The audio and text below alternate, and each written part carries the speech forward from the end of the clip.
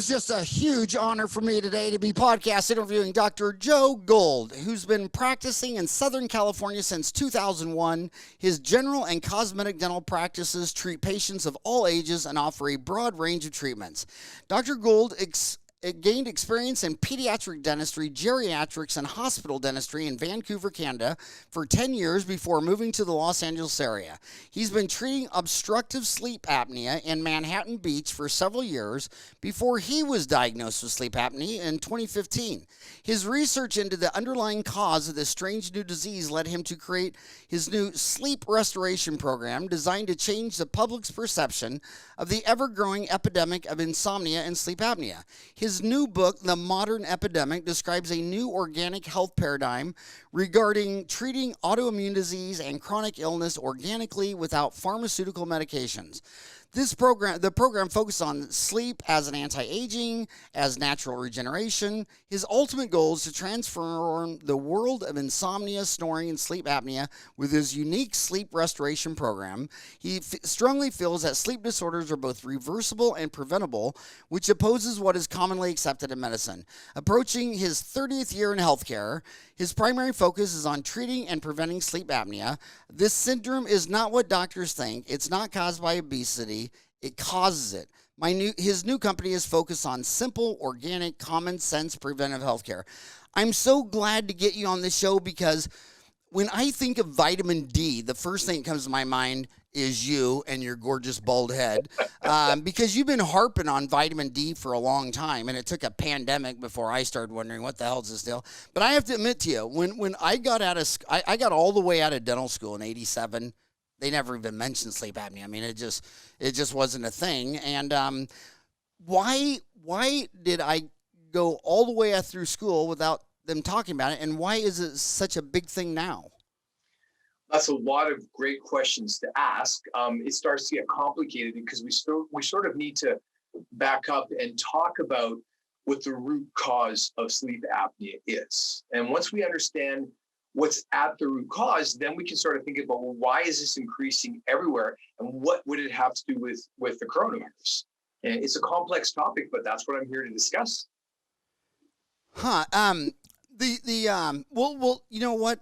The thing on the minds of most dentists is right now is actually the coronavirus. So I know they're going to want to know, number one, you're in Manhattan Beach. I assume you lift weights with Arnold Schwarzenegger. Isn't that where his gym is? But what does this pandemic look like to you right now? For the international viewers, you're basically in LA. How far are you from LA? I'm in Manhattan Beach, which is technically a suburb of Los Angeles. It's directly south of LAX. So it's an area that a lot of people don't really know about, but it's basically considered just a suburb of Los Angeles. And I've been here for 20 years, and we were shut down like most people. We reopened in May. And we sort of just restarted again. We've been open June, July, and now we're into September. Most of my patients are very comfortable coming to see me for multiple reasons. Because I've been here for so long, they have a level of trust in what I'm doing. I also created a video just to take the mystery out of this. And I went out into my parking lot and filmed myself, giving them the experience that they would have coming to my office since the coronavirus. And I came in, I showed them my entry. There's a station, hand washing, gloves, masks, and different areas where people would sit, and basically explain the procedure as to why we're doing it this way and what the advantage is. And most of my patients, they've been hearing me talk about vitamin D for the last 5 years. Many of them feel very confident coming in because they understand the syndrome in a completely different way because of their vitamin D status and because of what I've been trying to do with my patients, really educate them. And I've been trying to educate everyone on this. And this is something that most dentists should know a lot about. I graduated from dental school in 1991, and we may have learned about vitamin D, but I don't recall, other than probably what every dentist knows. When I say vitamin D, you think of milk, and then you think of calcium. You think, well, I'm a dentist, the teeth are made of calcium, bones are made of calcium, kind of important. But the question I have for you is, have you heard of the name Dr. Weston Price? Does that sound familiar to you? Absolutely. He's a legend. Wasn't he from Australia? No, sir. So Weston Price, he's basically known as Weston Price. And he was another Canadian dentist that you and I should have learned about, because his work came out over 80 years ago, where he published a book called Nutrition and Physical Degeneration. So 5 years ago, by accident, I stumbled across this Canadian dentist who is a graduate of U.S. dental school, practicing in the U.S. really for his whole career, that we didn't learn about, not mentioned in dental school, not at all, not taught today. And the reason I bring him up is that he was the modern founder of a completely different paradigm called epigenetics. For people who know what genetics are, obviously it's your DNA, your 23andMe, your chromosomes. Epigenetics is the science of how you turn those genes that you inherited off and on based on the environments. This is work that's been out there for over 80 years that I didn't learn about in dental school. And if you're listening to this now as a dentist and you don't know who Weston Price is, I would pause this podcast and go Google him, because I had my hair, what little hair I have left, blown back by saying, well, wait a second. I've been around. I mean, I read, I'm focused. Why would I not have heard about this guy before? And to me, this is actually quite scandalous, because Weston Price said to the general population, hey guys, I believe that the destruction of the airway and our general and oral health is related to the environment, as in what you eat, where your activities are, how you conduct your life day to day. And he discovered all this by observation alone. He did his own type of studies, but this is at a time before antibiotics were invented or unavailable. This is at a time before we knew what DNA was. And this smart dentist, by observation alone, was able to figure out that it didn't matter where he went around the world. All of the tribal people who were still living more of an Aboriginal life, not yet fully in Western society, these people kept healthy. They had beautiful teeth. They had room for 32 teeth. They were not getting decay. They did not get a cleaning every 6 months, yet their oral health was impeccable. So this guy was smart. He was looking at his patients in the early 1930s in it was Indianapolis, I believe. And he, instead of looking at the disease that he was seeing, because there was a lot back in those days, he wanted to find the populations that had great oral health and wanted to figure out what were they doing, what was providing this immunity to the breakdown that he was seeing. And we have to remember, if you're listening to this, you know, I graduated in 1991. I did a lot of full dentures and immediate dentures back in the old days. Extractions and dentures, that was the norm. Your grandparents had dentures. Your parents got dentures. This was a completely different time in medicine and dentistry. And, you know, this is information that has been subverted and kept out of traditional medical and dental schools. I really think it's kind of shocking. And, you know, for myself, I suffered from chronic disease my whole life until I discovered Weston Price, and it really changed my life. That's why you're going to see me all over the internet, because after discovering, after 34 years of autoimmune disease, that my personal health issues were nothing but environmental issues, and they were really not genetic, that I knew that I had to make a stand and really make a change and bring this information that all dentists on this planet should know about. Everyone needs to know about this, and that's what I want to do. That's why you're seeing my stuff on the internet. So were you born in Canada? Because you went to a Canadian dental school, practicing in Canada. So where were you born? Yes, sir. I'm from actually Winnipeg, which is in the center of Canada, and which sort of Winnie the Pooh. That's where Winnipeg is named after. And yeah, seriously? Yeah. Winnipeg's named after Winnie the Pooh? Yes, sir.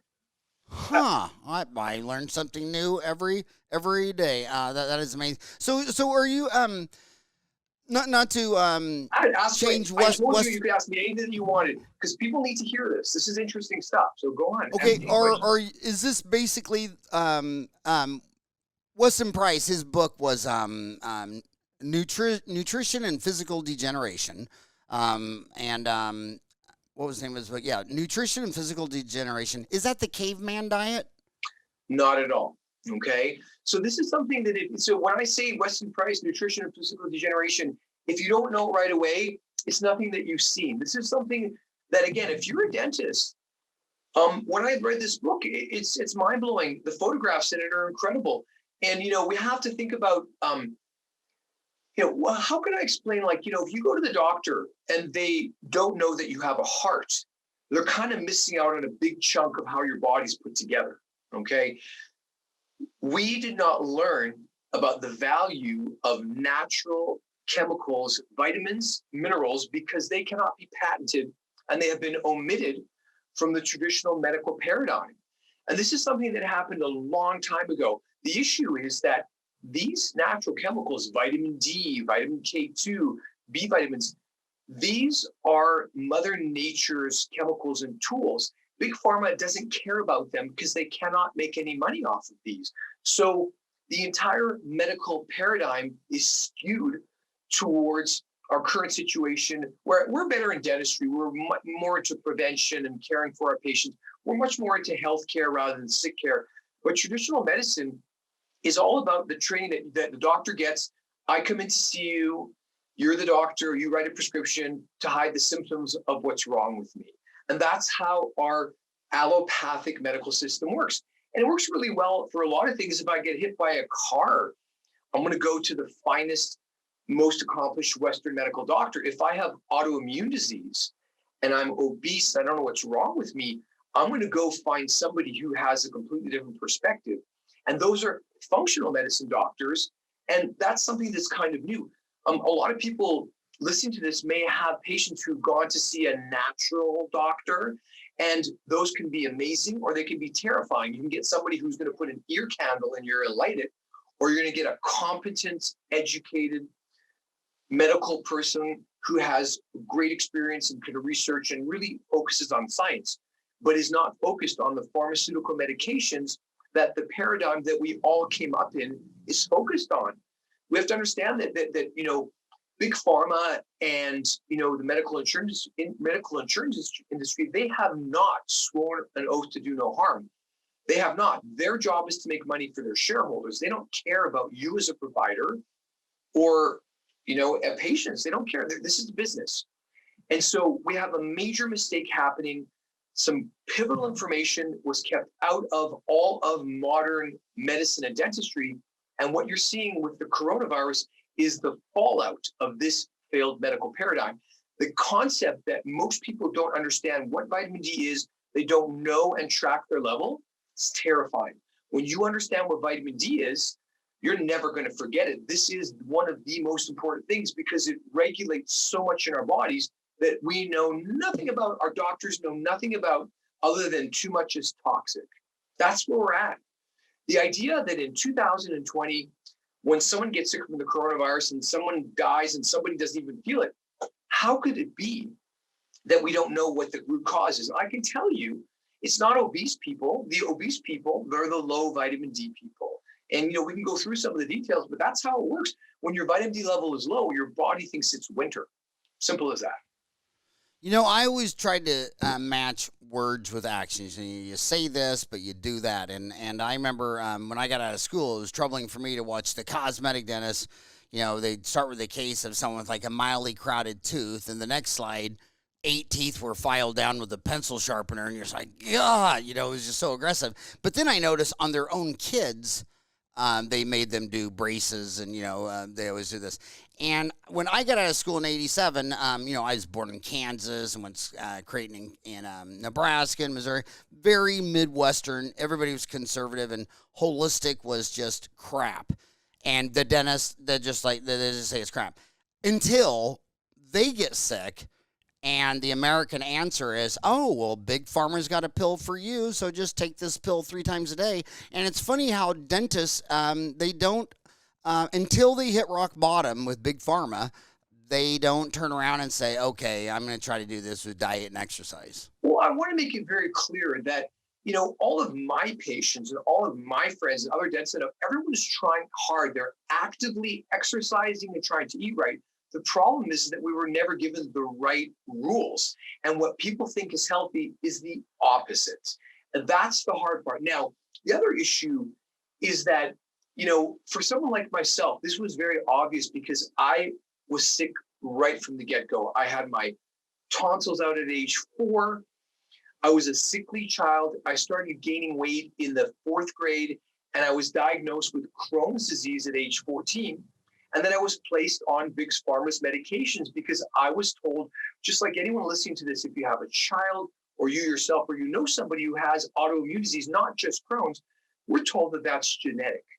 And that's the biggest problem that we have these days. When you go to a doctor these days, if you're obese and you have something wrong with you, it's your fault. You don't care about yourself. You don't exercise. You're not eating right. But if you're thin and fit and you have an issue, then it's genetic. There's never any talk that it could be the environment.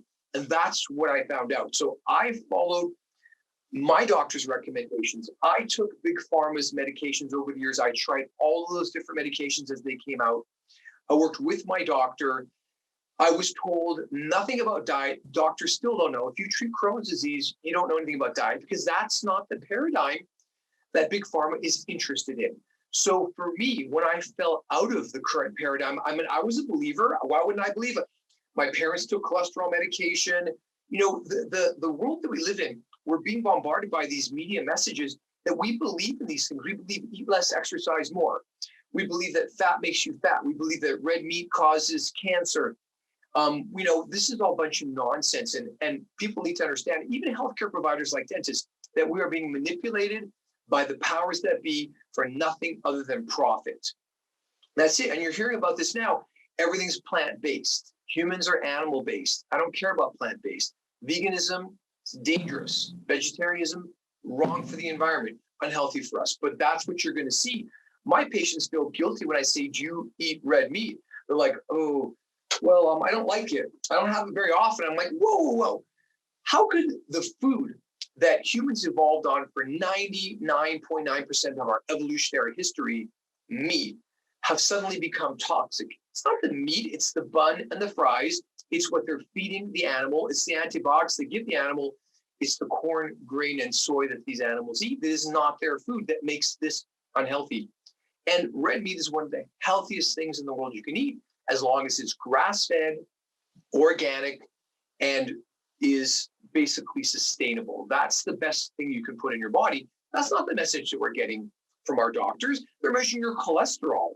Ridiculous. Cholesterol, anyone who's on cholesterol statins, I think it's the biggest mistake one could ever make. I don't agree with it. Cholesterol is what makes us different than plants.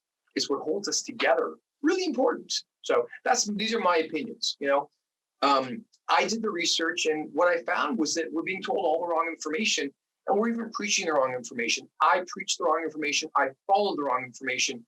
If you go into my YouTubes and you see over the last 5 years, I look completely different. I no longer have, big inflamed neck. I've lost a lot of weight.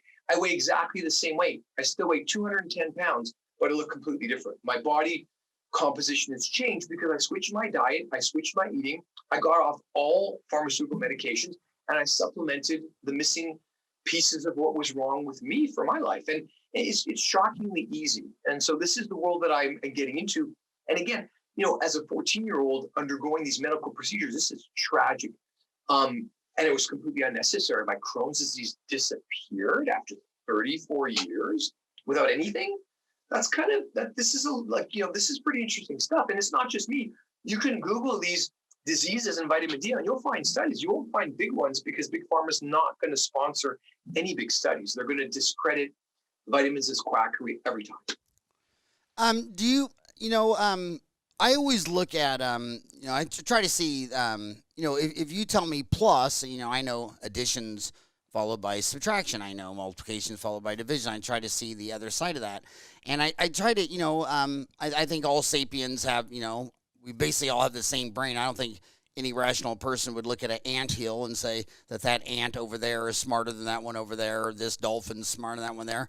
And I look at the people, and in my 58 years, they've been fed so much nutritional change your mind. I mean, every time a diet comes out, the next, like butter was bad, go to margarine. Then it's like, go back to butter. And it's like, how could we expect our patients to be anything but confused with all the mixed information and changing your mind? I mean, when a politician changes his mind, people go crazy. Like, oh my God, he changed his mind. It's like, take that lesson to dieting. I Right. mean, how many diets have we lived through in our lifetime since dental school? Well, I want to sort of, I'm going to turn it upside down, because here's what I'm going to tell you. In 1939, Weston Price published his book, and this is it. You don't even have to read it. Here's what he said. Number one, cut out bleached white flour, refined sugar. Cut out and do not consume industrial seed oils, canola oil, corn oil, margarine, and take a therapeutic dose of vitamin D3 and vitamin K2. And these were foodstuffs. And this is basically coming from an ancestral diet high in organ meats and fat. And these are fat soluble vitamins. And that's it. He said this 80 years ago. Don't eat sugar and carbs. Don't eat industrial seed oils, processed foods, and make sure these two substances are enough in your body even before you want to have a child. He said this, it's in writing 80 years ago. And then he took photographs of twins and showed you when one twin ate an ancestral diet, one twin ate a processed diet of cookies and crackers. And it's so obvious. So that information was kept out of everywhere. So no one knew about that. Now, over the years, people have tried to bring this forward, but we had the anti-fat crusade of Ansel Keys. And anyone who doesn't know who that is may want to read a book called The Big Fat Surprise by Nina Teicholz. And she basically totally debunks the whole idea that was brought to us in the late 70s that I remember very well, this whole low-fat paradigm. Fat makes you fat. Cholesterol is in your arteries. Don't eat it. Don't eat eggs. Don't eat cheese. Don't eat nuts. Don't eat red meat. I don't know if this is uncensored, but that's bullshit, okay? The idea that these natural foods could be harmful for us is sheer nonsense. The foods that we made, that we processed, that we chopped up, that are unnatural, that's what's making everyone sick, not red meat, okay? So this is information that keeps on getting put out there, and then the powers that be who make money, John Kellogg from Kellogg Cereal, these big companies that create these processed foods, they will obfuscate, they will pay millions of dollars to confuse you with fancy advertising. You see pharmaceutical commercials, they make having psoriatic arthritis look desirable. Oh, gee, I wish I had that. Then I'd be as happy as those people. And those people are always outside swimming in the sunlight. And our doctors are saying, stay out of the sunlight. So this information has come forward. It came forward with Atkins, but there was some missing information. So Atkins was right, high fat. But what he didn't know is that it's not all fat. It has to be organic, grass-fed fat. That is the difference. So this information is bubbling up, and you're seeing it in the carnivore Paul Saladino, Carnivore MD. You're seeing this Dave Asprey, Bulletproof Coffee.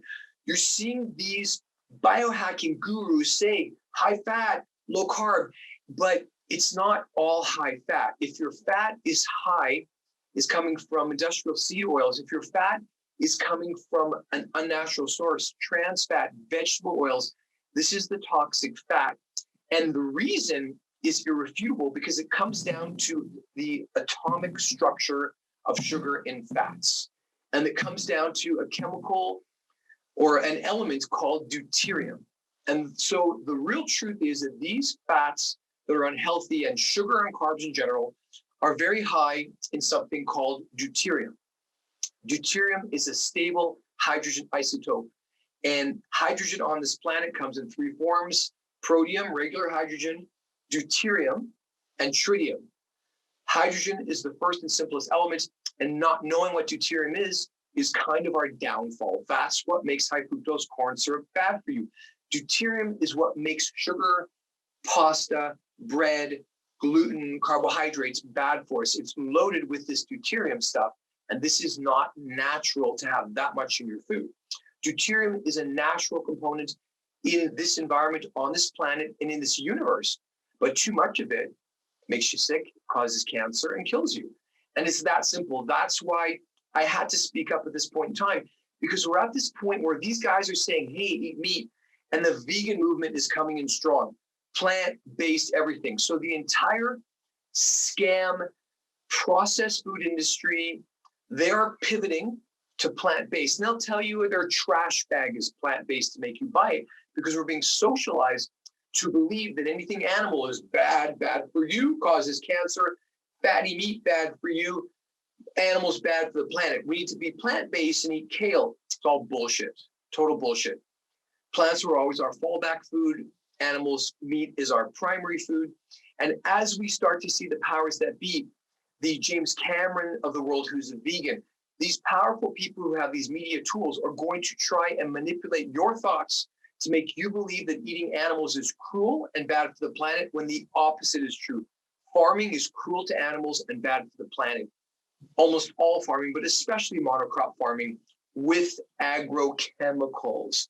So there's poisons being put on our food that we think is normal. And literally, we're all being poisoned by this toxic stuff. The truth is so shockingly simple that, again, that's why I'm here. I'm here to do the opposite of what these guys are doing. I'm telling you the truth, and you'll see behind me these cartoon characters. This is part of my story because I'm not satisfied. I was sick for 34 years with Crohn's disease. Anyone who has Crohn's disease, or if you have a loved one, you know what this disease is. This just destroys your life. After 34 years to be symptom-free within less than 3 months, this is a message I need to share with the parents of all the children who are suffering. This is a message I need to share with people who are having their colons removed and don't even have a vitamin D level, have never managed their vitamin D. This is a little bit outrageous. It's a little bit shocking. And to anyone who doesn't understand this, know that you shouldn't. This is not information that's out there that's easy. You've seen a lot of my stuff. This is complex stuff, but only because it's been kept away from us. When you hear it my way, when you see my cartoon characters to explain this, that's what I'm here for. I'm here to make sure that this information gets out there this one final time and stays out there. This information should not be obfuscated any longer. Enough is enough. The science is there. Sorry for that rant, but I gave you a lot of information. One of the things I love that study that was that came out today. Today is September 9th. It came out September 3rd in the Faculty of Science. Says humans, not climate change, have driven rapidly rising mammal extinctions. Where they basically, it's a really cool study where they took all the fossil evidence versus all the human sapient anthropology evidence, and basically they proved that in the last 126,000 years that all the extinctions correlated with when humans got there. So if you're wondering where a saber-toothed tiger went, it's probably pretty safe to say we ate them. And it correlates with another thing that drives me crazy is when people say that we're Homo sapiens, because why would you distinguish Homo? All the other ones are dead. Homo neanderthal, Cro-Magnon. I mean, and I also assume we killed them all. So I think we killed pretty much all the animals that missing 126,000 years. So isn't that kind of an argument that this is what we've been eating meat for 126,000 years? So if you're against humans eating animals, isn't that like pretty much that came out, September 3rd that, dude, we've been eating animals for 126,000 years because they're all gone. Well, yeah. Well, listen, we only started farming around 12,000 years ago. Okay. So prior to that, everyone was hunter-gatherers and we had lots of room. But absolutely, humans, the more the population, the smarter the hunters, the more they can destroy the animal population. Look at what they did with whaling. This is within our, understanding that prior to petrochemicals, the whaling industry was massive, and that's where we got our oil for lanterns. Is where we got a lot of our products from whales. There was factories that took every bit of a whale and used it, but we almost hunted them to extinction. This is what we do.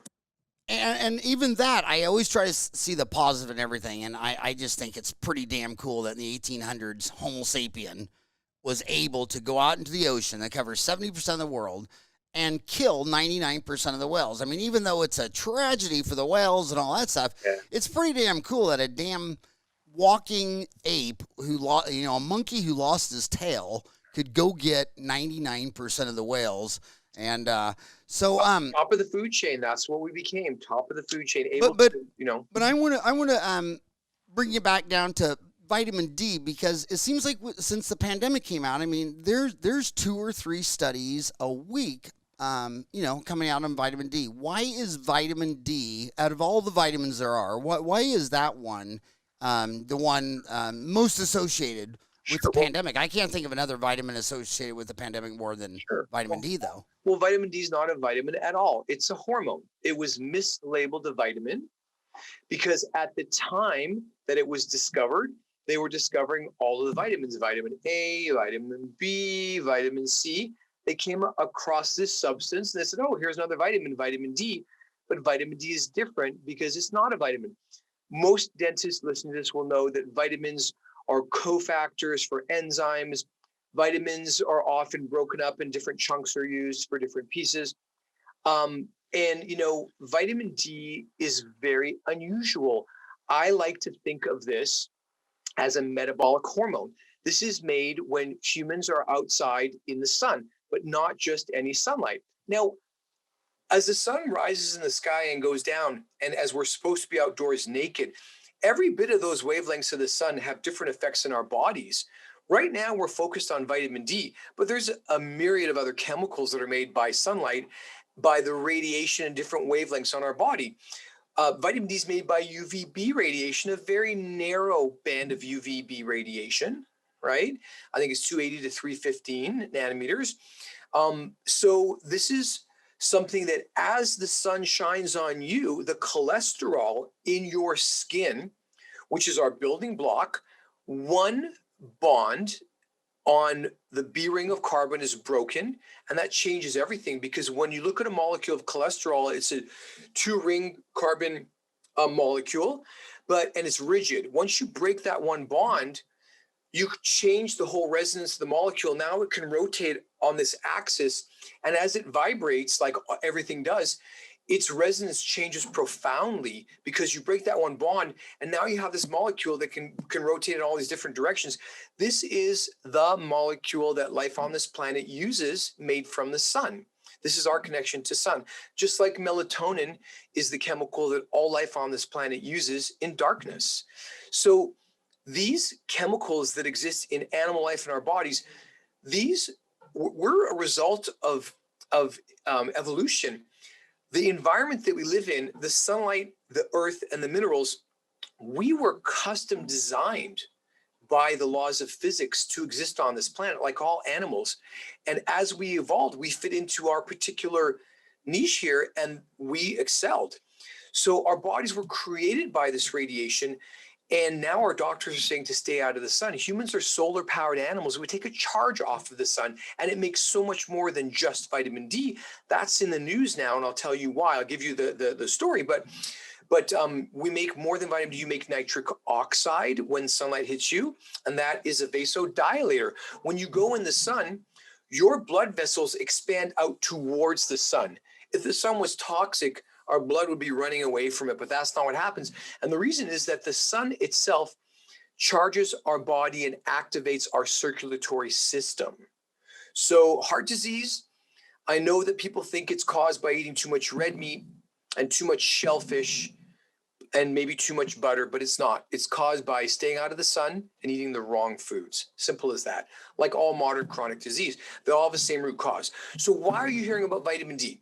Well, this is what vitamin D does. Vitamin D is a messenger molecule. And what does it do?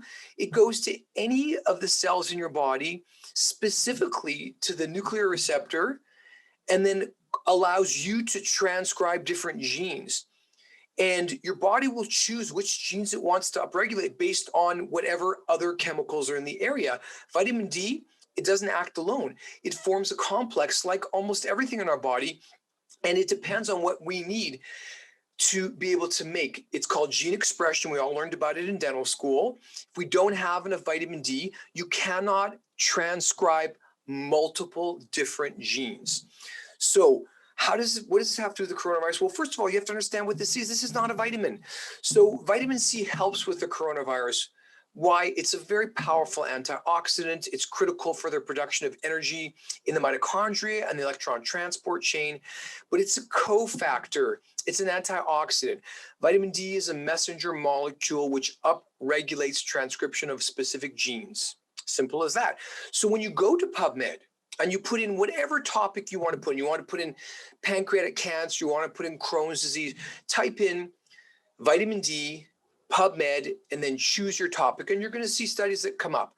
And I started reading these 5 years ago, and it didn't matter what group of scientists were experimenting with what.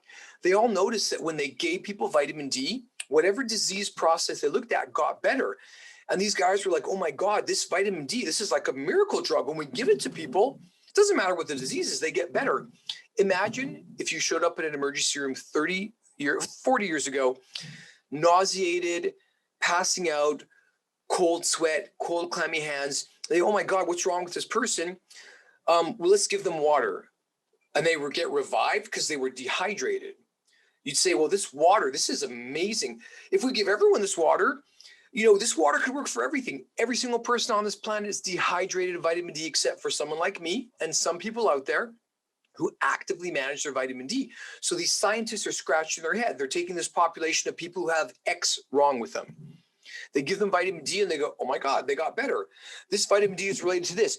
They don't know the big picture. So how it works is vitamin D regulates two important things besides gene transcription. It regulates sleep and the gastrointestinal microbiome, as well as the oral microbiome, the nasal microbiome, and every microbiome on your body, including your skin.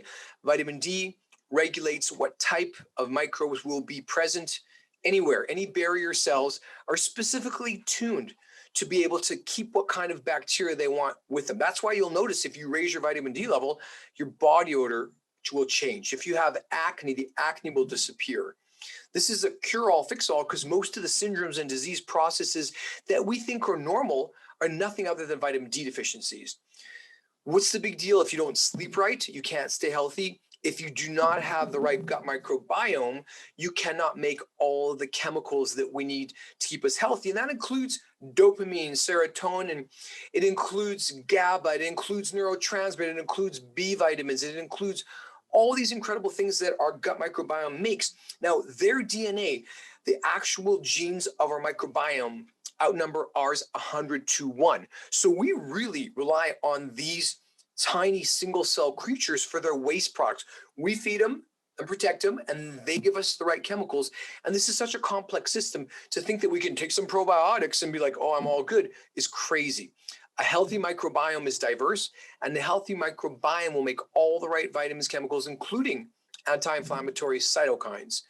That's it, number one. Number two, if you don't sleep, how do you feel when you don't get a good night's sleep? You feel terrible. So this is a really profound driver of our health that has been completely omitted from modern medicine. So what sounds new to you, to me, is like, oh, finally, these guys finally figured it out. Anyone listening, go to grassrootshealth.com and you'll see all the studies. There's some genius expert scientists with this group. And I'm seeing their emails.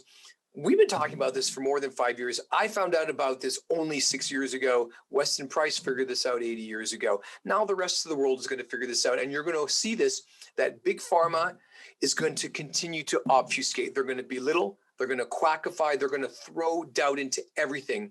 And all you need to do is understand that when you read those studies yourself on PubMed, if they didn't take a blood level, throw the study away. It's bullshit. Imagine all kinds of studies on testosterone where no one ever got a blood test for testosterone.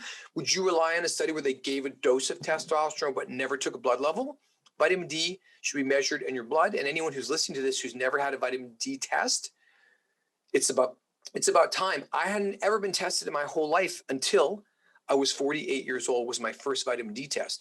I called my buddy who's a physician. I said, hey, dude, what's my vitamin D level? He says, I don't care. It's a vitamin. You drink milk, you're good. So that's what's happening, or that's what was happening.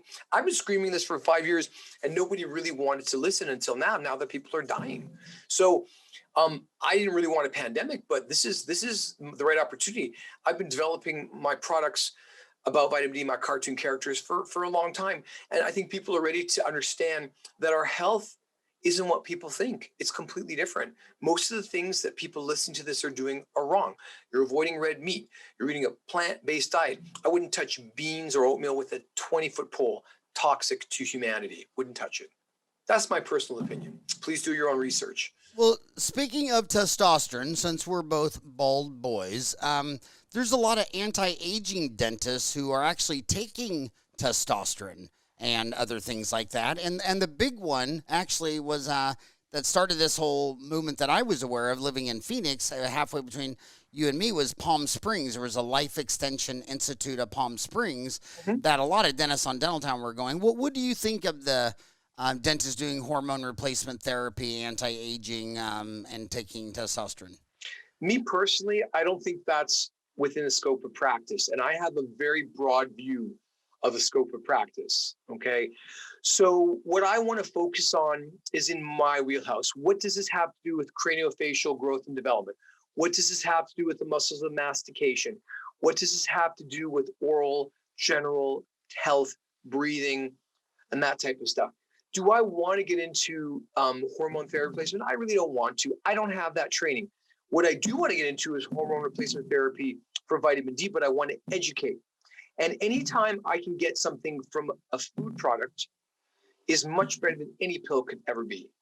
It's just not always practical. And sometimes no matter how hard you try, you're going to need to supplement something. Now, when it comes to anti-aging, I was into anti-aging dentistry probably about 15 years ago when I was doing Juvederm, Botox, and I still love that stuff. And I think that's anti-aging looking.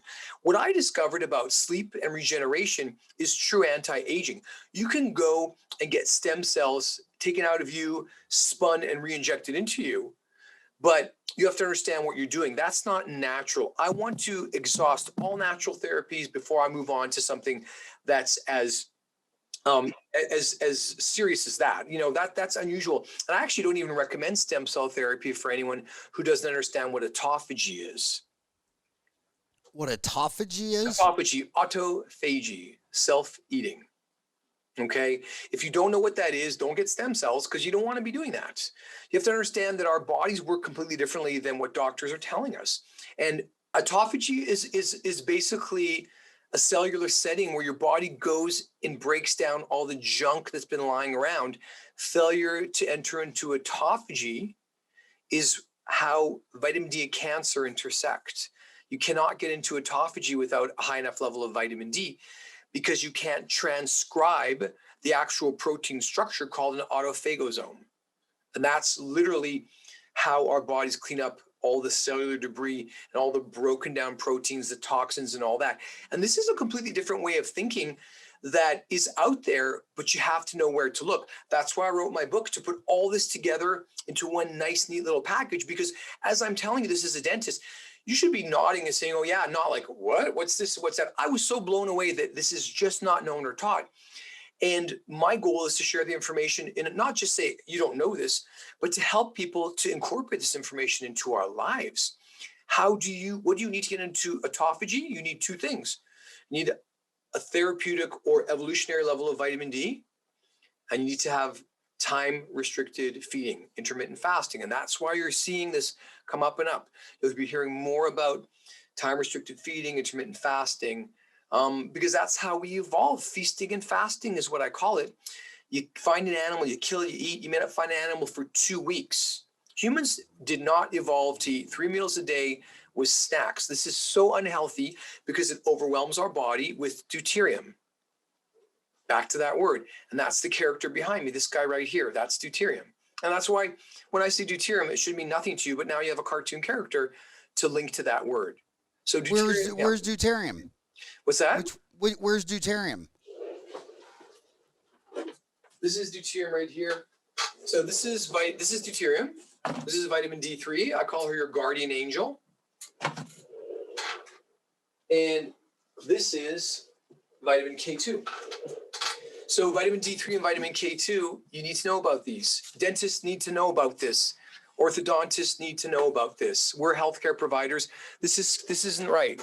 This isn't right. You want to understand why children's airways are breaking down. Why are all these kids having narrow palates? Why are they all have tongue thrust swallows? Why is there no room for our teeth anymore? Why are children having interceptive orthodontics at age 6 and 7? Where in the old days, they wouldn't have, we wouldn't treat it until later. It's a good thing. Interceptive orthodontics is a good thing. But why is this happening?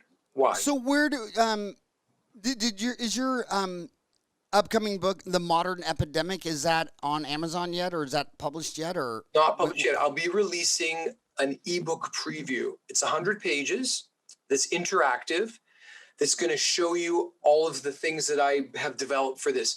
I have my cartoon characters. I also have something I call the victims of the epidemic. Now, the epidemic is the epidemic of modern living. It's when humans have been cut off from their natural habitat. Right now, I'm sitting in my office in this artificial lighting and artificial air, my clothing. These are the things that form the bars, literally, of a gilded cage that we built for ourselves for comfort and convenience. But you know that animals in captivity get sick. So you get into your car, you have your coffee, you get into your car, your windows are shut, you got your sunglasses on, you pull into your parking garage, you go into your office, you haven't even set foot outside. You're basically telling your body all of the wrong signals. Humans are sensors for the environment. We're taking in signals all the time.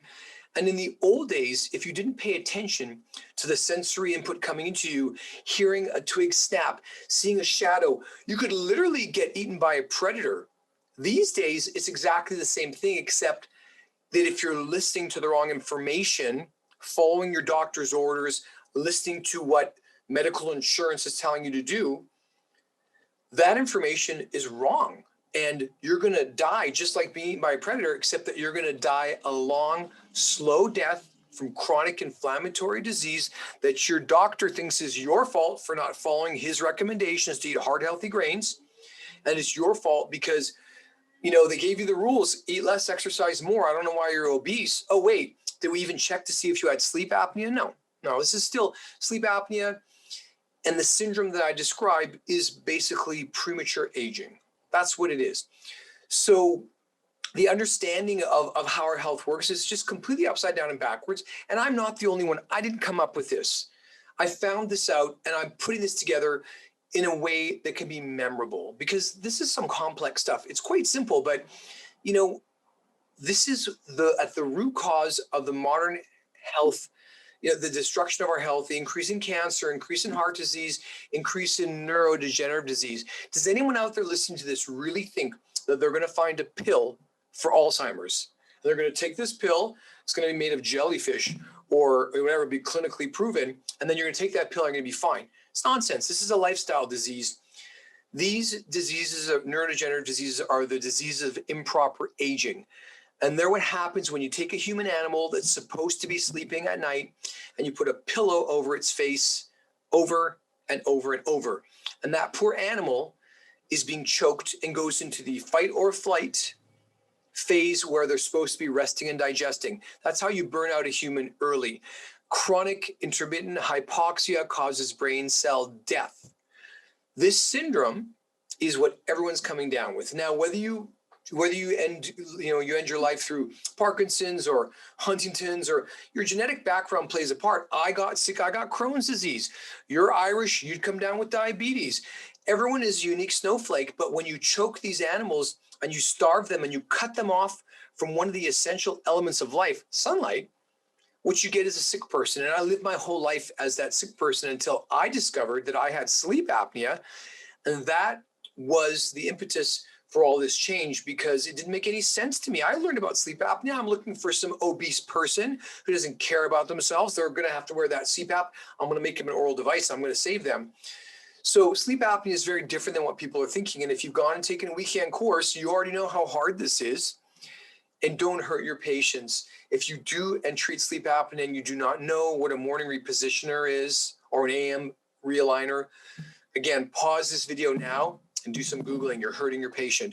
I get so many patients who come here with permanent jaw changes because their dentist didn't understand about resetting the jaw after wearing a mandibular advancement device. And that's a little more detailed talk in apnea, but looking for those patients, those obese patients, that's not who has apnea in your practice, guys. Those are the people who should be on a CPAP. They're not for you. The people who have apnea right now are the 39-year-olds, the 42-year-olds, and the 53-year-olds who don't even know they have it, okay? That was me. I had no idea. And, you know, when you hear the story of how I discovered it, people are going to be like, oh, shit, that's kind of what happened to me, someone I know. This is happening all around the planet. That's why I call my book The Modern Epidemic. Getting cut off from sunlight decreases your vitamin D. The gut microbiome shifts to one that favors fat storage, which was an advantage to our ancestors When we were hunter-gatherers, of course, in winter, sunlight goes down. Now the gut microbiome shifts to one that's not making all the same stuff for summer. It's making different stuff. Diabetes itself can help you make it through a long, cold, foodless winter so your fingers don't freeze off. Having that sugar in your blood, your fingers will freeze. We won't freeze your fingers as easily. How our bodies work has been totally twisted by the people in power for profit. They're good people. They don't know the depths of how bad this is. They just want to make a good living for their family. But every single person who is suffering from the syndrome, they're being told by their doctor, oh, you have thyroid disease. Oh, you have thyroid cancer. All this total bullshit. My Crohn's disease was nothing. It's not a real disease. Diabetes is not a real disease. It's staying out of the sun and eating the wrong foods. That's it. What I can't believe is since I started studying sleep medicine about a decade ago is how you just see it everywhere you go. I mean, you can be at a friend's house and their 7-year-olds taking a nap on the couch and they're just their teeth are just grinding. Nope. But what do you see the connection between sleep and bruxism? Root cause of bruxism is a primary vitamin D deficiency with a secondary B vitamin deficiency. That's it. It's not stress. It's not anxiety. You don't grind your teeth because you're under stress. Bruxism is a neurological condition. It's a sign that the part of your brain that regulates sleep and breathing is badly broken, and you better do something. If you have a child that clenches and grinds their teeth, within as little as 2 days of proper supplementation, they'll stop. If you have a child that snores, within as little as 2 to 3 days, they will stop once they get enough vitamin D. Okay. And if you're a scientist and you're scratching your head and you haven't stopped to look up Weston Price yet, you can look up someone else who's instrumental in this, and that is Dr. Stasha Gominak.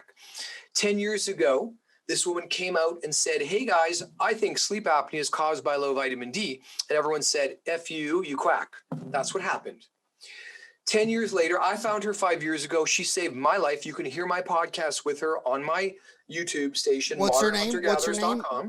What's her name? Her name is Stasha Gominak.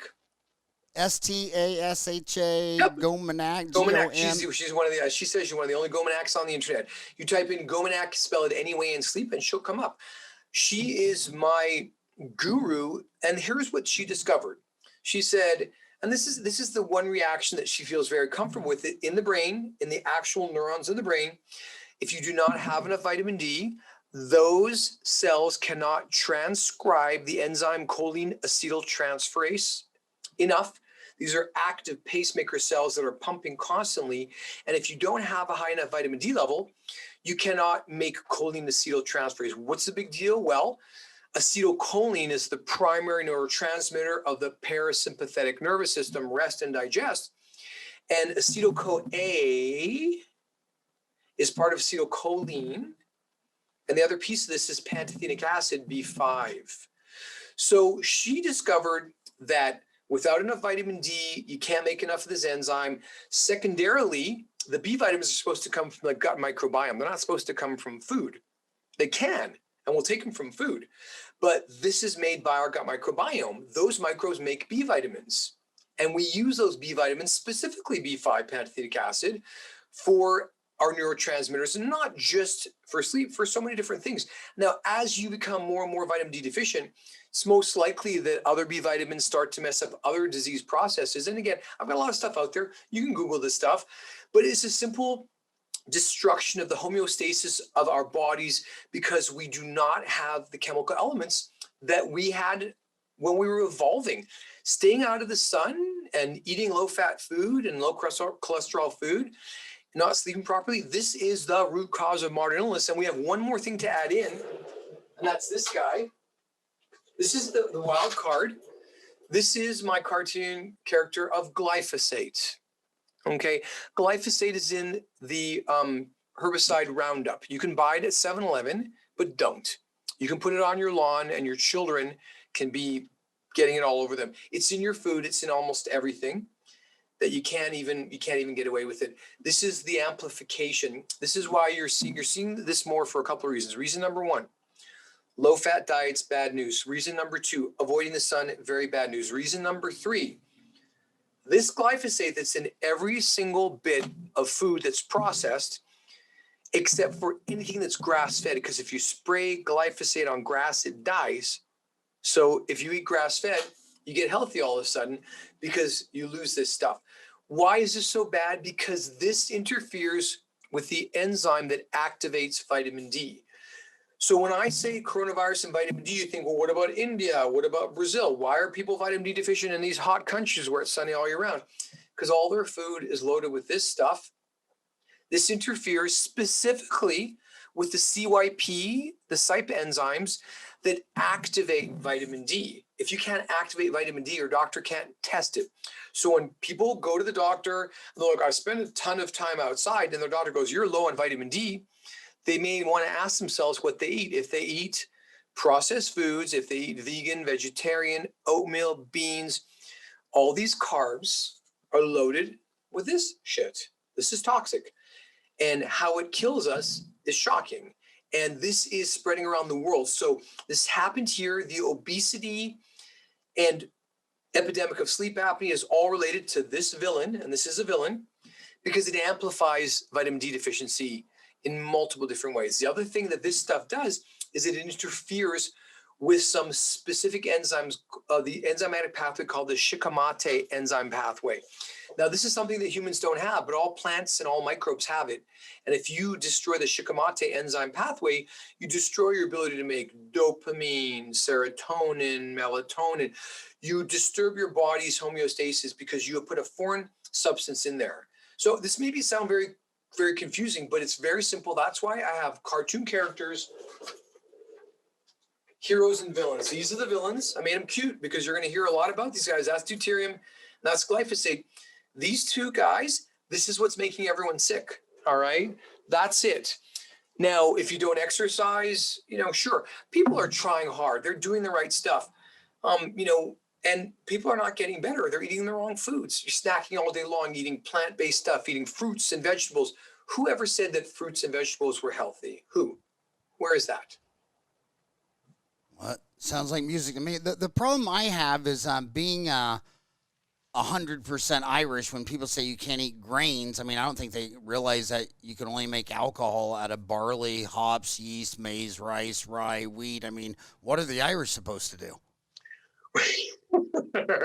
Well, so first of all, I drink alcohol. You just want to make sure that the alcohol that is being made is not from GMO crops, because that's what's loaded with deuterium and glyphosate.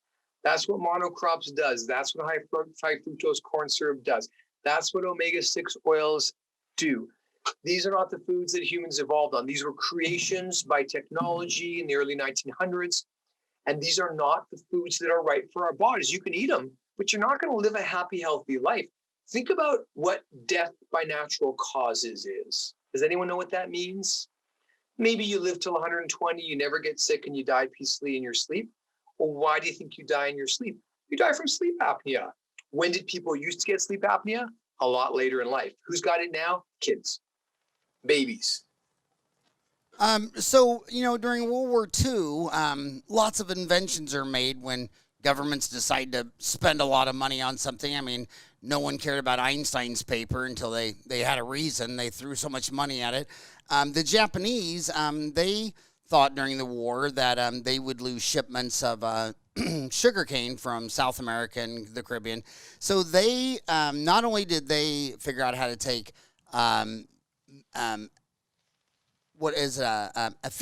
amphetamines to crystal methamphetamine. So they invented that. But they also invented a high fructose corn syrup that they could make out of other things.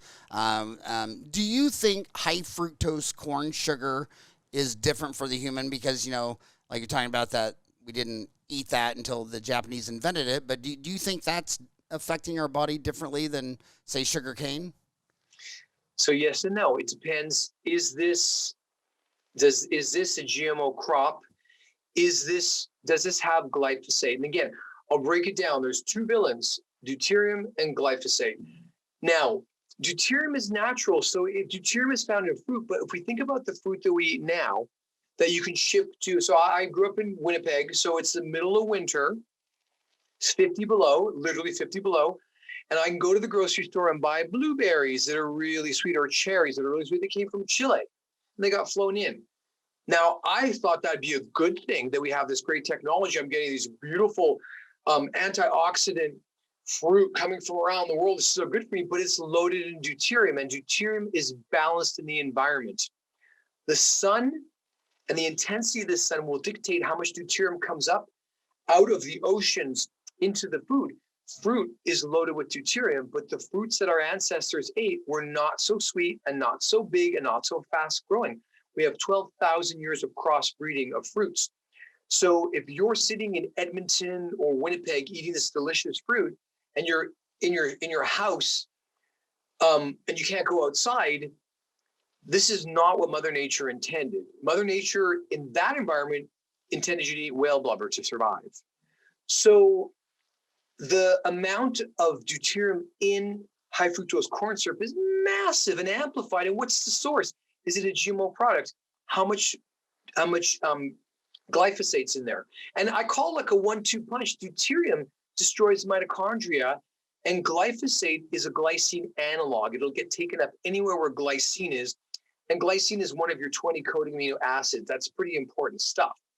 You know, I can just if you want to understand, if you're still listening to this and you haven't Googled this yet, but the entire GMO industry came up because Monsanto said, we want to spray the crap out of our crops, but we can't because they die. Why? Well, that shikimate enzyme pathway, we got to go to that. And what it is that one enzyme, one specific enzyme of 7 enzymes, when that enzyme folds up as it's produced, when it finally folds in, this little extra piece goes into the active site, and that extra piece is a substitute of glyphosate for glycine. If you look at the chemical structure, it's identical, except that glyphosate has an extra carbon and phosphate, and that extra piece is added on. So glyphosate is a glycine analog. Your body doesn't know the difference. So it'll kill this one enzyme specifically because when it folds, that active site is cut off. The plants will die in a day. Now, we don't have the shikimate enzyme pathway, but our gut microbes do, and bees and butterflies, their gut microbes do. And if it kills this one enzyme, how does it kill it? Well, it becomes incorporated into the structure of the enzyme itself and interferes with folding. Well, how could that not affect every other enzyme in your body? And the answer is it does. It destroys the enzymes that activate vitamin D. That's why people in India are vitamin D deficient, because their entire environment is loaded with glyphosate. They're drinking it every day in their tea. So one of the questions I get from patients for 30 years out here is, you know, they go to their doctors and you want to try something. I mean, some people have, you know, America's a big country. When you got 331 million people, markets are going to segment, and they segment on price, distance, convenience. But a lot of it's psychographic and behaviors like, I trust this person. I like this person. I think he's an authority. And they come to me as a dentist, as a neutral party, and they say, okay, my nutritionist says I should be getting at least 10, 15 minutes of sunlight a day for vitamin D and all this stuff. And my dermatologist says, stop doing that and cover yourself with cream and do not go out. Because I live in Phoenix, Arizona, it's a desert. And they're told during the summers that, you know, from 10 a.m. to 4 p.m., that's not when you swim, go out. So I have like, there's like 2 groups of people in Phoenix. There's the vampires that don't come out because they're listening to dermatologists, and then there's the nutritionists where they're laying out. What would you tell your patient? I mean, they both have a doctorate degree. Sure. So that's a very complex question, but I want you to understand a couple of things, okay?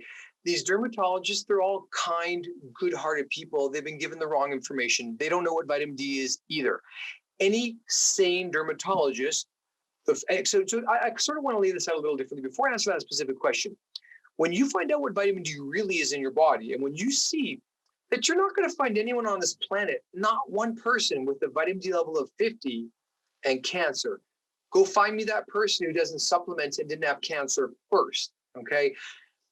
When you understand what vitamin D is and you go into your general practitioner, if the first thing they don't say is, last year your vitamin D level was low, have you been supplementing, are you taking vitamin K2? If they don't say those things, then they just simply haven't looked into the true root cause of our health. And I don't blame them. They're not being taught that. I found this out. I don't know if it didn't happen to me that I would have believed it. So for the listeners, I was a sick person. I was obese. I had anxiety. I had depression. I had every single thing wrong with me. And I had untreated sleep apnea. When I raised my vitamin D level from below 20 to over 60 to 80 range, my Crohn's disease disappeared. My anxiety and depression disappeared. Every single thing that was wrong with me just disappeared just like that. And then I found all the peer-reviewed studies to support that. This isn't magic. There's a real mechanism of action. There's a real biochemical pathway. So this is the question I want to ask you this. Do I need a single randomized control study to tell me that I probably shouldn't be running around with a loaded gun or sharp scissors? Do you want to see some RCTs? No. Common sense says that, look, we don't need to study this stuff. Now, humans evolved without clothing, hats, and sunscreen, naked and barefoot in equatorial Africa. If you want to stay out of the sun for your entire life, you can do that, but don't expect to be healthy. There isn't anyone on this planet who's going to live a long, healthy life who stays out of the sun. Doesn't matter what your dermatologist says.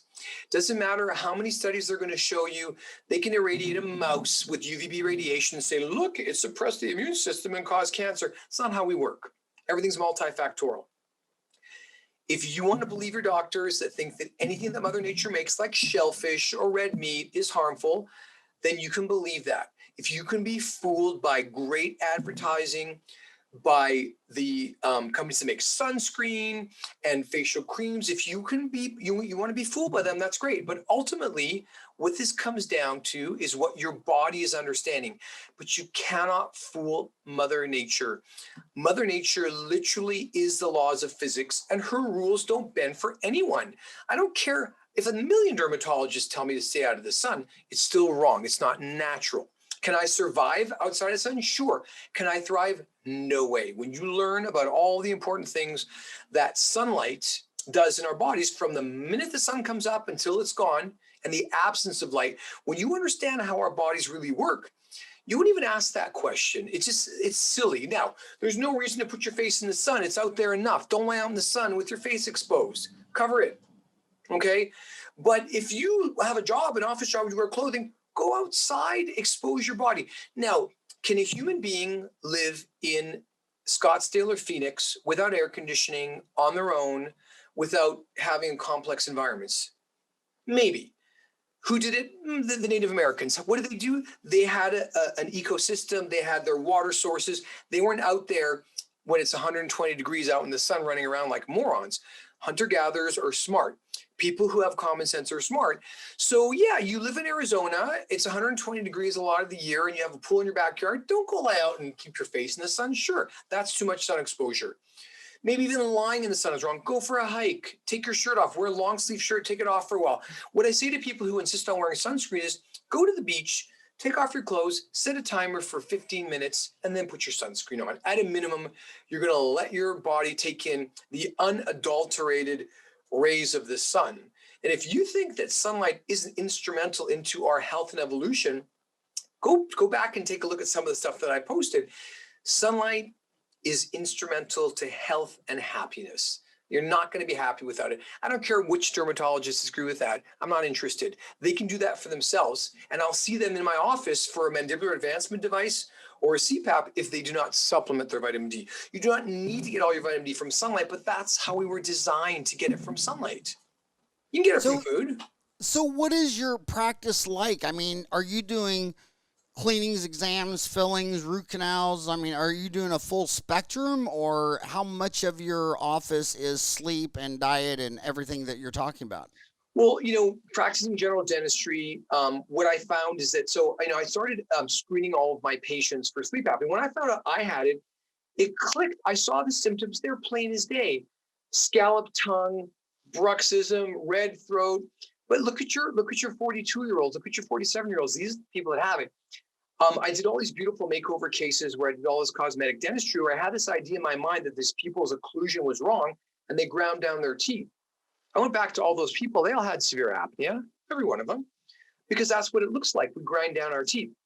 So I don't know that you can separate dentistry from apnea, because when a patient hears about me and they want to come and see me, I'm the guy that a lot of people come to who've tried a CPAP or who've seen another dentist and they failed, is that those patients come to me, and once they see what I have to say, that it's a whole body thing, they look around and they kind of want, if they're close by, they want to stay and have their teeth clean. They want me to do the restorative. If I'm going to make an oral device, I want to make sure the teeth are sound. So it's really hard to separate the two. So the answer to your question is, at this point in time, my book is not launched. My products are now selling around the world. My major product called Soul Candy is not launched yet. When that's done, I hope to move exclusively into sleep restoration, and I don't want to do any more dentistry. But until that happens, I'm still a boots on the ground, in the trenches dentist, because part of what we do, when I see sleep patients, I know they come from other dentists, and my goal isn't to steal them. My goal is to look into their mouth and go, who's your dentist? You looks good, whatever, because I'm fixing sleep. I'm not fixing teeth unless they say, how do my teeth look? And if there's fractures and frank decay, I'll say, I think that you need to go back to your dentist because there's a lot of untreated teeth. And usually those are the people who kind of know they've been neglected and maybe want a new dentist. But it's part and parcel. I don't want to do dentistry. I'm in my 31st year. I graduated over 30 years ago, and I love dentistry, but I'm fascinated by sleep apnea. I'm fascinated by the entire syndrome, and that's really what I want to do. And until I have enough people coming in, I'm happy just practicing dentistry. I've brought in a lot of different associates and mentored them over the years, but I would love to back myself out of this profession, but still stay in sleep apnea. I want to maintain who I am in my facility here, but I want to people are understanding that medicine and dentistry, they have to work together. That when I started treating apnea, I went out to meet my physicians. They slammed the door in my face. They thought I was like a solicitor, and half of them already had apnea. They were not open to it. Where I did go was to the functional medicine practitioners who already knew what vitamin D was, and they were very open to sending me patients. In fact, 23-year-old female, petite, comes in my door, dark circles under her eyes. She got referred from a naturopathic doctor, and she tells me her story of how for the last 5 years, no one knows what's wrong with her. She has cold hands and feet. She's never had a vitamin D test, and she's certainly never had a sleep study, but she has an apnea-hypopnea index of like 26, more than I had it when I was initially diagnosed. Petite, 23-year-old female. She's not fat. She's not under stress. She has apnea. Why? Well, she was severely vitamin D deficient. Her doctor told her for 3 years in a row, and she didn't think it was important. That's it. That's why she has apnea. So the other thing I want to tell dentists that if you don't believe in this stuff, if you're an adult male over the age of 50 and you have not had a sleep study, what the hell are you doing? What the hell are you doing? Have you had a colonoscopy? If you've had a colonoscopy and not a sleep study, what are you doing? If you can't be an example for your patients, if you don't know your vitamin D status, if you don't supplement vitamin D, if you don't know if your sleep is healthy, how can you be a healthcare provider? I've produced hours and hours of material to help dentists and the general public get their minds around this, because this is a tough disease. This is our future. Coronavirus is just a symptom of this. So, I can't believe we went well over an hour, but if someone's listening to this and they want to learn more, I mean, do you recommend they join the American Academy of Sleep Medicine or the American Academy of, there's all kinds of groups. There's, any of those groups part of your journey that you recommend, or how would you recommend someone learns all this? Okay. So every person has to fall out of their current paradigm and discover a new one in their own way. Some people are good with listening to podcasts. Some people have to go to a lecture. Some people want to read a book. When I started to discover this, I traveled around the country. I'm Canadian. I live in the US. And I went to all these different camps. And there's different camps. Every one of the people treating sleep apnea are good people. I love them all. Some of the nicest people that I met. I approached each and every thought leader with my information and was rejected. They were not open to what I have to say because they believe this is structural. Every dentist out there right now wants to do orthodontics. They want to widen your airway. Sometimes it's indicated, but please tell me how a 40-year-old woman slept normally her entire life, and one day she can't sleep anymore. What happened to her airway? How did it change? She's not 70, didn't get all dried out. She's 40. Well, she ran out of vitamin D. There's no structural component to the disease other than a small and narrow airway, lack of nasal breathing. These all amplify. They're not the root cause, This is a neurological, reversible, preventable condition that most of my colleagues want to blame on structure. I think they're all great. I've done the AADSM, and there's a lot of truth to everything they say. There's great diagnostic skills. There's some really smart leading people. I have my own school of thought. I have my own paradigm, and I encourage anyone who wants to see the world through my eyes to go to my YouTube channel, look at some of my videos. I'm actively in the process of negotiating with companies who treat apnea to be their person. I've pitched this all around the world, and nobody wanted to listen because it seems crazy that a simple vitamin deficiency could be the root cause of this. But unfortunately, that's the way the world is. So I pitched this to all the big sleep apnea companies, ProSomnus. They kind of laughed at me, but I'm going straight to the public because that's what I really care about. And if there's apnea companies out there who want to work with me, I've got a great system. I can reverse apnea.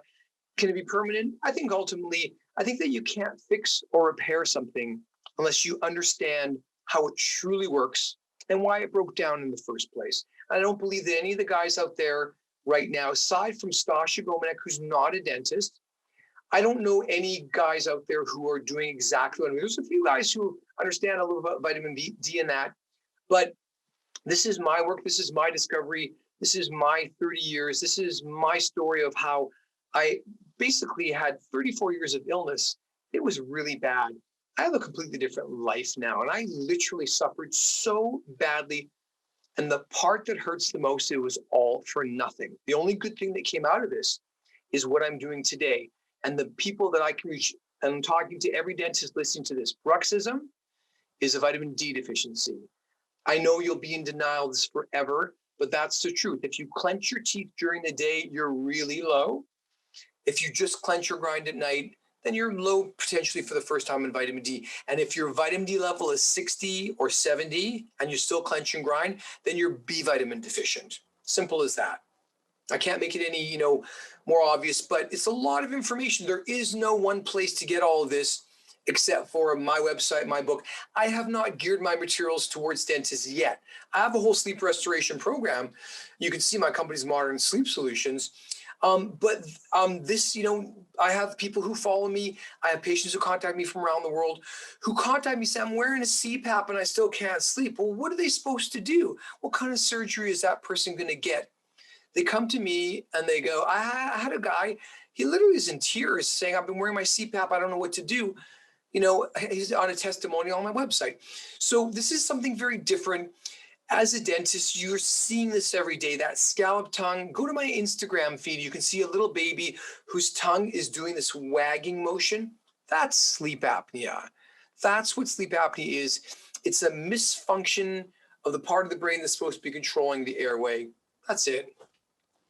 And there's a great study on PubMed, the association between vitamin D deficiency and sleep disorders, a systemic review and meta-analysis, and that's what their conclusions.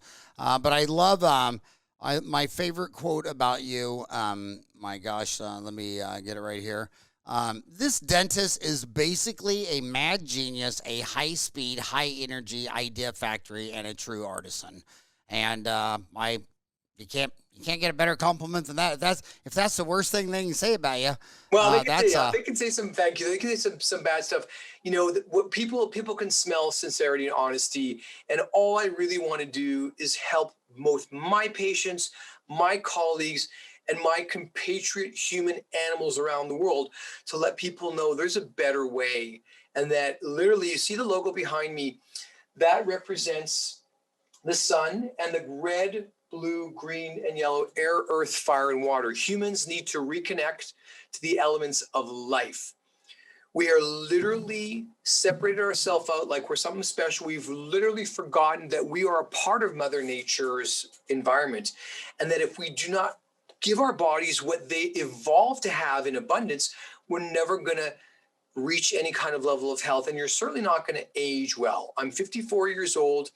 I only wish I would have had this information 34 years ago. And the question you may want to ask yourself is, why didn't we have that? Now, people who have heard about Weston Price, you've heard of the movie called Root Cause, right? Right. Well, that's a movie that's based on Weston Price's teachings. It's just a terrible piece of disinformation that's telling people to have the root canal teeth extracted. And that's a very bad bit of advice, even though Weston Price became an anti-root canal crusader. This is information that was published at a time before antibiotics existed. So try doing a root canal without antibiotics or gutta percha or rubber dam or hypochlorite. Think about what root canals were like in the 1930s. There were no antibiotics. Weston Price's only son died of an infected root canal, turned him against root canals, and he went a bit crazy. Kind of like me, but hopefully not in a bad way. I'm not going to go down a dark rabbit hole. This is really great information. It's organic. It's natural. Anyone who gets mad at me, I'm one of the good guys here. I want to help my profession to stop mutilating people. I want to help my medical compatriots stop taking out tonsils. If you have a child with chronically swollen tonsils and you don't know their vitamin D level and they don't supplement, go do yourself a favor and just Google PubMed, vitamin D, and tonsils. And of course, you're going to find that tonsil size is inversely proportional to vitamin D status. The lower the D level, the bigger the tonsils. Of course, not a surprise to me. Yeah, and things change so much because I have 2 older sisters, 3 younger sisters, and a baby brother. The 2 oldest sisters and me, mom believed all the commercials that the new formula was better than breast milk. So the first 3 of us didn't get that. And we also, the first 3, got our tonsils and adenoids taken out the first time we had a cold. Yep. And standard of care, but and sometimes I think and now the Germans are saying that about the American oral surgeons. They say you guys just remove wisdom teeth because they exist, whereas they like to have criteria. The German oral surgeons claim to pull about a third less wisdom teeth. Right, but the reason we pull wisdom teeth, so I'm from Canada, and it's really standard to remove impacted and misaligned wisdom teeth where there's no room. If you knew who Weston Price was and you had your vitamin D3 and vitamin K2, you'd have proper jaw growth and you wouldn't need your wisdom teeth extracted. Mother Nature created a perfect animal that has 32 teeth. It's what we do in our environment that messes all of that up. If you want to hear a concise explanation about vitamin D3, vitamin K2, and something called long face syndrome, you can Google my name, Joel Gould, long face syndrome, and Suzanne Bennett on iHeartRadio. She's a naturopath. We did a short interview about what is vitamin D3, what is vitamin K2. Start there, listen to that podcast, and ask yourself if you think it's okay that this information is not being taught in dental school. I called the dean of my dental school personally. He did not return my call. I called that dental school multiple times, said, I am a graduate of that school. I want to talk to somebody about this. They never called me back. University of Western Ontario, London, call me. Yeah, and it's sad, I get, we should wrap this up, but the comedians, everybody on late night says they quit going to comedy deals. You say one joke and you offend a butterfly and she freaks out and has a panic attack, and it's like, my God, free speech is, it's crazy times we live in. But hey, I love your passion. I love everything you're doing. My gosh, thank you so much. And this shows the kids something that, when there are 331 million Americans and the average dentist only has 2,000 patients, and factoring in the 20 richest countries and all the poor countries, there's a dentist for every 6,000 people. I mean, if you learned anything today, it's that he can do his own thing. He's following his dreams. He's following his passions. You don't have to sit on an MOD amalgam assembly line your whole damn life if it's not making you happy. But I do have to make one final question. I'm sorry. My last final question is lots of people are saying that depression has gone up, several fold since the pandemic. Yes. What do you think of that? And what do you think a dentist should do if it's affecting them? Sure. So people, when they were walking from their home to the car, to the office, to the mall, that's when everyone was getting their vitamin D exposure, just that little bit. On lockdown, everyone's staying indoors. The vitamin D level is dropping. Now you're in your basement, that Wi-Fi and Bluetooth is affecting you. It's causing stress on your body. At no time in evolutionary history could you ever be irradiated without being out in the sun, making more vitamin D. So people are staying at home. They're misunderstanding lockdown from going outside. They're already being told by their doctors that the sun's dangerous. They're already wearing sunscreen. So what's being amplified is that as that vitamin D level goes down, anxiety and depression kick in. This is a result of low vitamin D, choking in your sleep, lack of dopamine, serotonin, normal neurotransmitters. And then we have the actual reality of what we're under. Dentistry is a profession that got hard hit. I get this. When I saw this coming, I was like, oh my God, are you kidding me? I guess my vitamin D stuff is going to get new life, because I knew immediately.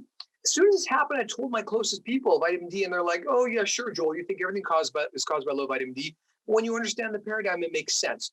So to those of you who are dentists who are feeling anxiety and depression, if you haven't had a sleep study and you don't know what you're doing in your sleep, don't expect your patients to be taking advice from you. When you look in their mouth and you say, hey, I think I see signs of apnea. If you haven't gone down this road yourself, don't be giving advice. When I mentor a dentist, I teach them, I'm like, look, you're in the mouth. There's the x-ray. Drill some of the decay out. Look at the x-ray. Look at the mouth. How sticky is it? What does that decay look like in here? I became the best dentist that I could be by getting a root canal myself. It hurt like crazy. What did my dentist do? Left the hypochlorite in, didn't rinse it out with anesthetic. All my root canals, I flush them out with anesthetic, get rid of the hypochlorite. My patients don't have pain after that.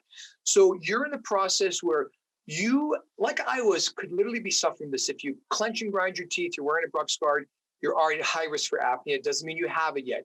Until you understand this, we're not going to get any further forward. If our own people, our own dentists are not unified in understanding where we went wrong, and if you don't know how your own body works, you're not going to be able to advise people to get treated for apnea properly. There's a lot of knowledge that you need to take in, and some of it's very well done by the AEDSM and some of those groups, and some of it I don't believe in, but I think every dentist should have the right to do what they want justified, especially if they get good results. I think it's great. So okay, my new and last final question. Is it low cost for a dentist to measure vitamin D? I mean, we have panographs, CBTs, lasers. Could you have that in your office, or? Not only is there there's a brand new immediate vitamin D test. It takes 10 minutes. I don't find it reliable. It's also not, it's more for information rather than for diagnosis, because it's not an FDA approved test.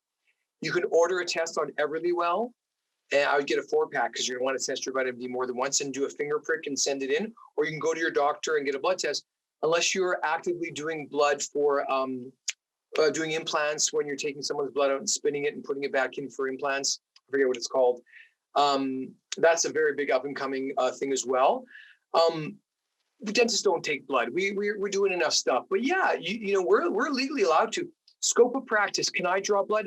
You better believe it. Am I out of practice? Yeah, I haven't done it for 30 years. I don't want to do it. If I had a busier practice, now if I switch to all apnea, I'll hire a phlebotomist to come in here and have somebody who's taking blood and getting those D levels. I'm in the process of getting, different types of testing that can be more rapid, but I've had a harder time because people don't necessarily believe what I have to say. But just watch for more self-diagnosis testing. I had a constant glucose monitor. One of the most fascinating things I ever did in my entire life is seeing what food that you eat is doing to your glucose on a second-by-second basis. Self-diagnostic, self-testing, that's the future of medicine, biohacking. Because me and my girlfriend, Elizabeth Holmes, who started Theranos, I'll just tell her to start a vitamin D testing You have no device. idea if it was true or not. And listen, it doesn't have to work. I mean, Elizabeth Holmes proved one thing: you can raise $9 billion without even having a prototype. But hey, again, thank you so much for coming on the show and talking to my homies. And I hope you have a great evening. All right. Thank you very much. Well, if anyone, if anyone wants to find out more, my name is Joel Gould. I have a vitamin line that I designed for dentists to sell to their patients. I take orders. I go through a specific company. It's all on the up and up because I spent the last 5 years developing these cartoon characters to make this easy for my patients. I retail these because when I say you should take vitamin D, they walk out and they get busy and maybe they'll remember, maybe they'll go on Amazon. This, your food chain. This is actually the real deal. And I designed this. I pitched this to Henry Schein. I pitched this to Patterson. They don't think it's important, but I do. So people can order this directly from me. It's fine. Well, which website? Because you have Dr. Joel Gould. So Joel, like Billy Joel, yep. And Gould. That's me as a doctor. You also have SOL Sleep. You also have Modern American Dentistry. Which one would you recommend they go to? Well, so if you want to talk to me as a doctor, you go to Dr. Joe Gould. It's actually Modern American Dentistry. That's if you want to know about me as a doctor. Now I have a fun site where I don't give medical advice, and that's my MHG, Modern Hunter-Gatherer, because humans evolved to be hunter-gatherers, but we're living in the modern world, so we need to be modern hunter-gatherers. That's my website where you can buy my vitamins. What website? What one was that? You said MHG, Modern Hunter-Gatherers, or my name. So the website is www.modern Hunter Gatherers with an Gatherers.com. And that's where you'll see my cartoon characters. You'll see my vitamin line. You'll see my quantum physics machine. And this is my fun site. This is where I'm promoting health, wellness, and natural organic health. Yeah, let me see if that opens up. Modern Hunter. There it is. There she is. Modern. So MHG. MHG. That's my brand. And all right. And this is what I want people to understand is that I showed you those villains. Those are the GMO villains. When you as a person choose the right foods and lifestyle for yourself, you invest in the companies that know their food chain. You invest in the companies that are sustainable, that respect the environment, that do not use toxic chemicals. So when you do that, you're actually saving yourself. You are literally following a paradigm where you could have the greatest health. And if you do that and support those actual companies that have that philosophy, you'll literally be saving the planet. So that's where I came up with my catchphrase, save yourself, save the planet. And that's how it works. All right. On that note, thank you so much for coming on the show. You've been amazing. Have a great day.